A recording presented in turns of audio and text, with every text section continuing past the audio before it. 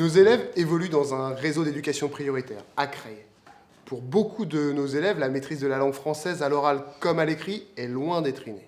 Ce qui peut créer, chez certains, des complexes, lors des prises de parole en classe ou ailleurs. Ils ont d'ailleurs quasiment tous un grand manque de confiance en eux, contrairement à ce qu'ils peuvent parfois laisser croire. Être face à un projet où on ne connaît rien du tout, ça fait peur, parce qu'on n'a encore jamais fait de projet comme ça, et c'est un grand projet. Ça nous a appris beaucoup de choses, et au final, on est content d'avoir fait ce projet. Moi, au début, j'avais peur, mais après, je me suis rendu compte que c'était la première fois que je faisais un projet comme ça, mais au début, j'avais eu peur, je stressais, mais maintenant, je sais que les maîtres, ils sont là pour nous aider, qu'on travaille en collectivité. La priorité pour nos élèves est la maîtrise de la langue. En organisant une relation de collaboration entre les classes participantes, via Internet et des rencontres physiques, nous multiplions les situations réelles permettant à nos élèves de rendre compte des observations, expériences, hypothèses, conclusions en utilisant un vocabulaire précis. Le mot le plus extraordinaire que j'ai appris, en fait je ne savais pas ça voulait dire quoi ADN, et j'ai appris que ça voulait dire acide désoxyribonucléique, et je pense que ça va me servir dans ma vie pour plus tard. D'utiliser différents modes de représentation formalisés, schémas, dessins, croquis, tableaux, graphiques, textes, et d'expliquer un phénomène à l'oral et à l'écrit, comme le détaillent les programmes de l'école élémentaire ici en France, dans le domaine 1 du socle de connaissances, de compétences et de culture. Avec les autres classes, on est dans le même cycle, et du coup, on est tous dans le cycle 3.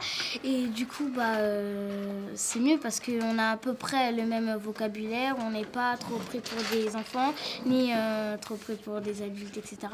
Et aussi, on peut bien s'entendre, on peut avoir des bonnes relations, et voilà. Et on peut pouvoir travailler en groupe sans se disputer un peu. Le tiers, plus ou moins absent, est l'élément le plus fondamental du projet. Les élèves de chaque classe doivent se retrouver le plus souvent possible en train d'expliquer le projet à un tiers. Entendons par là une personne ou un groupe de personnes plus ou moins extérieures au projet. Quel est votre genre de difficulté? Avec le banc de titre. C'est En fait, on cachait les trucs noirs. La barre et ça là, on le voit quand on prend des photos. Et après aussi on avait les difficultés pour l'eau parce qu'on ne savait pas comment faire. Et après on a eu l'idée de couper un morceau de feuille bleue. C'est pour mettre de l'eau.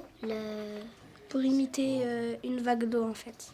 Les autres membres du groupe, les autres groupes de la classe, les autres classes, l'enseignant, le coordonnateur, les parents, les gens qui viennent faire des MOOC dans la classe, et bien sûr, le chercheur mentor qui nous accompagne tout au long du projet. La place de l'oral est primordiale dans le projet. Elle est inhérente aux phases d'exposé en début et fin du projet. Cette place de l'oral est essentielle à d'autres moments du projet, notamment lors des recherches où il est important d'expliciter avec ses propres mots des résultats, des hypothèses. Lors des restitutions, j'ai souhaité que chaque enfant arrive à expliciter ses connaissances, qu'il puisse les confronter, qu'il sache argumenter ses propos.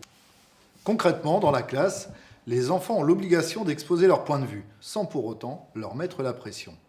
Il faut instaurer un climat naturel d'échange, où chacun a la parole et doit avoir la parole. Les autres se doivent d'être attentifs et d'écouter. C'est une construction lente tout au long de l'année. En fait, on doit s'organiser pour tout. Il faut dire quelque chose, il faut dire pourquoi. Quand on n'est pas tous d'accord, il faut montrer, il faut dire pourquoi j'ai cette idée. Il faut modéliser. Il faut toujours avoir la réponse à quelque chose, quoi. Toujours avoir quelque chose, même si c'est faux, on dit quand même pour se corriger. Encore une fois, on essaie d'être explicite sur les compétences qu'il développe. Quand un élève prend la parole, on lui dit oralement et devant tous ses camarades quelles compétences des programmes il vient d'utiliser. Tu viens d'exposer ton point de vue. Tu nous as fait part de tes observations. Tu as émis une hypothèse. Tu as écouté attentivement ce qu'a dit ta camarade et c'est pour cela que tu as pu proposer un argument contradictoire.